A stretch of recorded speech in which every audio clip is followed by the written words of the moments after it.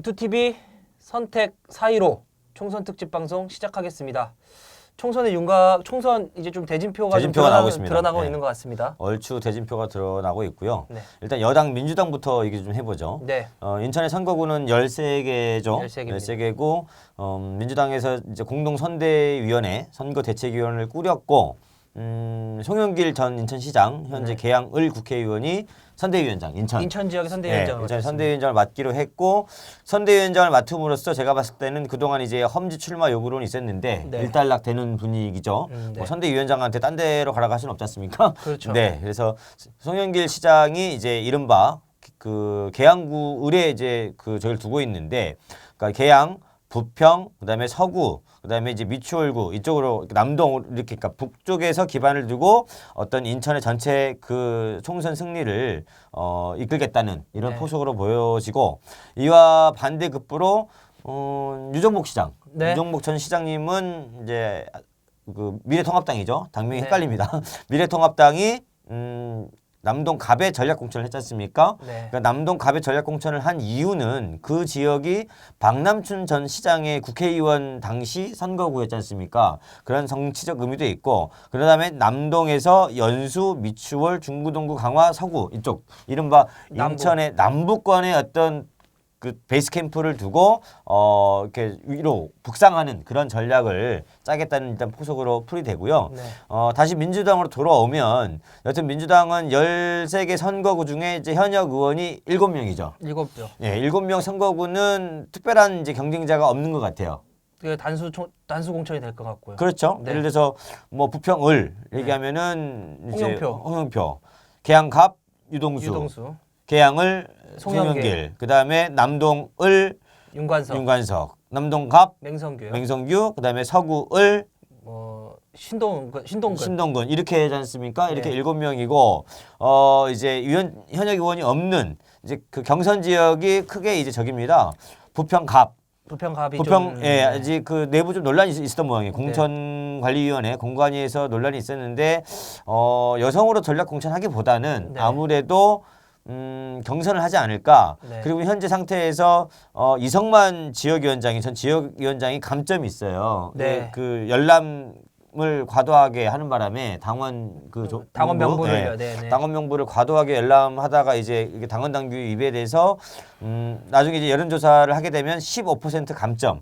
큰데요. 크죠. 그러니까 예를 들어서 자기가 60%의 지지율을 기록했다고 한다면 실제 득표율은 15% 감점하면 9점이 깎이죠. 9점이 깎이는 거죠. 그죠? 네, 그래서 네, 51%가 되는 거고, 반대로 홍미영 전 구청장은 가점이 있죠. 여성과 여성이 있죠. 10% 있기 때문에 아마 사실상 본선보다 어떻게 보면 경선이 가장 치열한 곳이지 않겠냐. 맞습니다. 네, 부평갑이 이제 그렇게 점쳐지고요. 그다음에 미추홀 갑 여기는 이제 허종식 예. 정무부 시장으로 이제 일단락됐고, 그다음에 경선 또 저기 있습니다. 미추홀 을.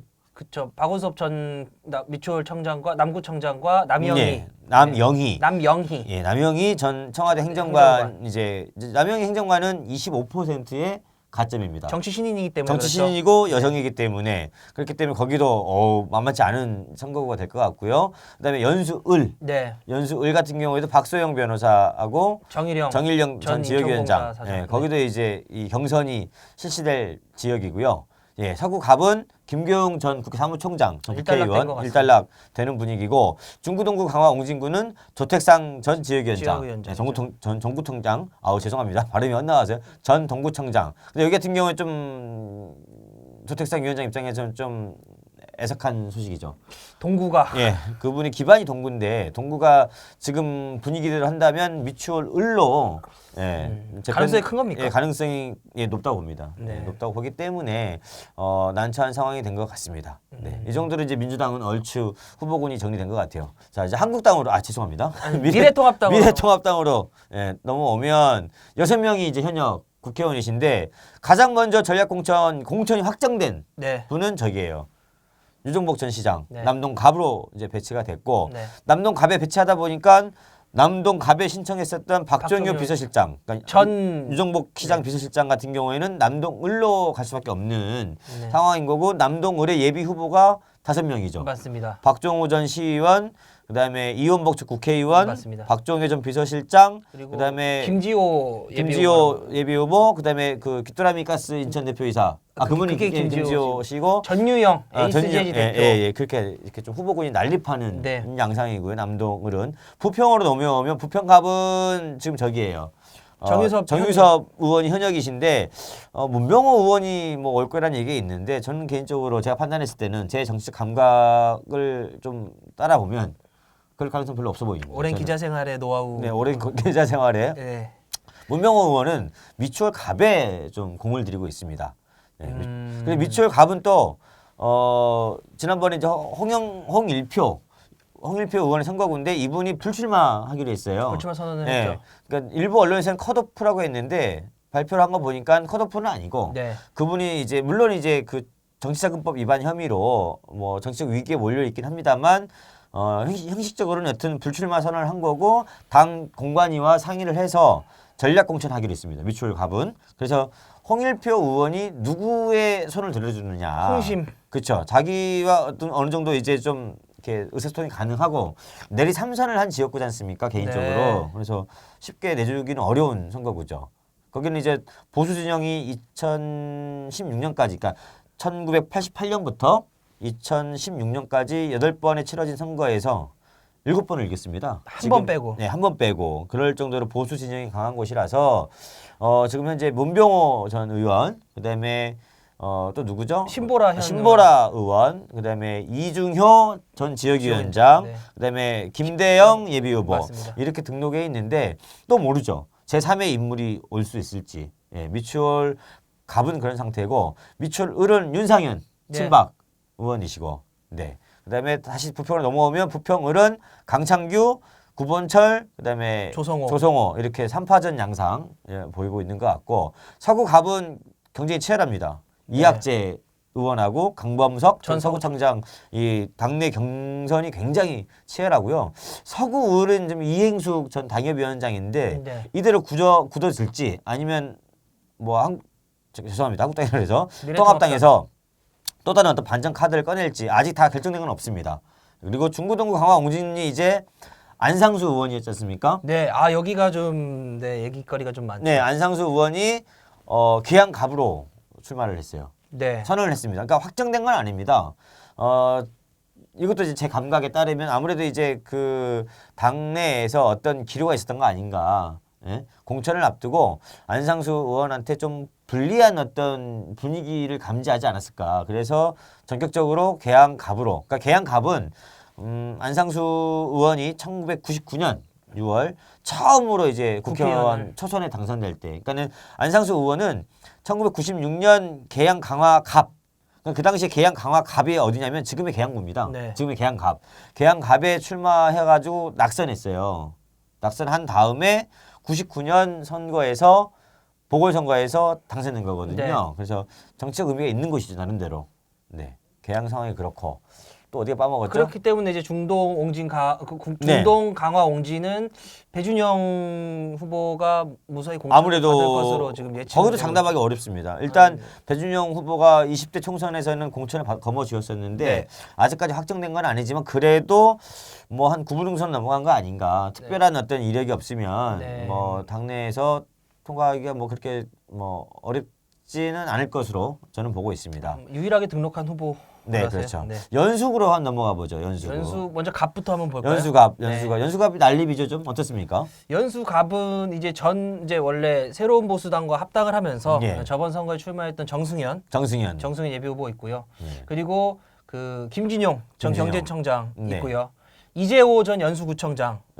그리고 재갈원영 전 시의장 출신이 좀 굵직합니다, 후보들이. 네, 굵직하죠. 네.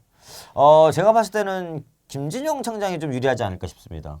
이것도 그러면은 오랜 기자 생활. 네, 오랜 기자 생활에 의한 촉에 의하면 안상수 시당위원장님이시잖아요, 지금. 네. 시당위원장님 그래도 여튼 자기 선거구를 버리고 그분 표현대로 계양갑은 험지예요.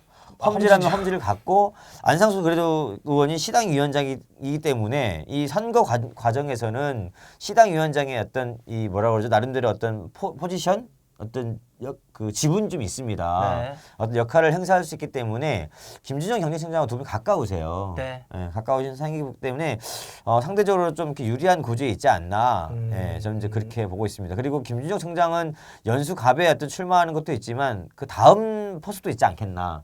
다음 지방선거까지 좀 내다보는 포석이 좀 있지 않겠. 저는 그렇게 전망합니다. 네. 아무튼 연수갑은 후보가 지금 굉장히 다양한 상황인 거고 연수을은 어디죠? 연수을은 뭐 민경욱 네. 예비 후보가 단독 등록을 하고 있는 상황인데 네. 여기도 뭐 무사히 공천을 받을 수 있지 않을까라는 관측이 좀 맞는 상황 많습니다. 네, 그렇죠. 네. 저희가 이제 마지막으로 빼먹으면 이제 계양을만 빼먹은 것 같아요. 네. 계양을 한국당 죄송합니다. 미래통합당 후보가 누구죠?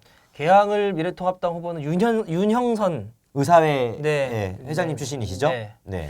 후보가 있는데 뭐 여기도 뭐 단독 네. 공천을 단독으로 신청하셨고 예비 후보도 미래통합당에서 유일하게 등록을 하신 만큼 무난히 공천을 받지 않을까. 아무튼 그 이번 총선은 그 전직 시장님이 진두지휘하는 그런 그렇죠. 모양새를 일단 갖추게 됐습니다. 네. 그래서 유정복 시장은 남북권에 해당하는 남동에서 어떤 또아리를 틀고 베이스캠프를 차리고 바람을 일으키겠다. 문재인 정부를 네. 심판하겠다라는 것이고 송영길 전 시장님은 계양구에 북부에 베이스 캠프를 꾸리고 문재인 정부의 어떤 그 후반부를 책임지고 국회에서 어떤 개혁 과제를 완수하겠다 이게 좀 격돌하는 양상이고요. 마지막으로 저희가 해야 될 게 정의당 얘기를 좀 안 할 수가 없죠. 네. 네. 뭐 인천에서 지금 꽤 많은 선거구에 좀 제가 봤을 때는 있는데. 캐스팅 모드입니다. 캐스팅 보트죠. 네, 엄청난 캐스팅 모드고 네. 지금 예비 후보를 등록하고 어저께 보니까 다들 이제 그 사무실을 다 꾸렸더라고요. 네. 일단 저는 이제 당연히 연수 의뢰는 이정미. 그렇죠. 여기는 이제 진정한 네. 3파전이 벌어지는 곳이죠. 어떻게 될지 모르는 곳이고 네. 그다음에 부평 의뢰 김웅호 김웅호. 인천 시당위원장 이렇게 있고 미추홀구 갑에 문영미 전 예, 남구청장 후보. 남구청장 후보 이분이 이제 지난번 지방선거 때 2018년 때 11%를 받았어요. 적지 않습니다. 11.2% 만만치 않습니다. 네. 그다음에 미추홀 의뢰도 있지 않습니까? 정수영 전 시의원 네. 이렇게 있고 그다음에 서구 갑을 네. 서구 갑의 김중삼 김중삼, 네. 지역위원장, 그다음에 서구 을의 경영의 지역위원장, 중구 동구 강화 옹진의 안재영 네. 지역위원장이 있고 여기도 빼먹었네요. 남동 을도 있습니다. 남동을의 최승원 전 구의원이 남동 을에 출마했습니다. 네. 남동 을도 사실은 어떨지 몰라요. 남동을도 사실 네. 그 정의당의 지지가 꽤 나오는 배진교 곳이거든요. 전 청장이 기반이 그쪽에 있기 때문에 네. 어차피 이제 연동형 비례대표제를 도입했기 때문에 정의당도 정의당의 힘으로 이 독자적인 어떤 정치 세력화를 구축해야 되거든요. 네. 그랬을 때는 후보군이 열심히 나가서 네. 이 선거전에서 열심히 당을 홍보하고 지지도를 올리는 게 중요한 거죠. 맞습니다. 네. 저희가 빼먹은 당이 좀 있죠. 네. 뭐 대한신당, 뭐 바른미래당, 뭐 민주평화당, 국민의당이 있는데 여기는 아직 후보군이 좀 가시화되지 않았습니다. 그죠? 네. 그래서 저희가 후보군이 가시화되면 다시 한번 그 이른바 이제 소수 정당에 대해서는 따로 네. 시간을 할애해서 방송을 하겠습니다. 네. 인터TV 선택 4.15 총선 특집 방송 여기서 좀 마치도록 하겠습니다. 감사합니다.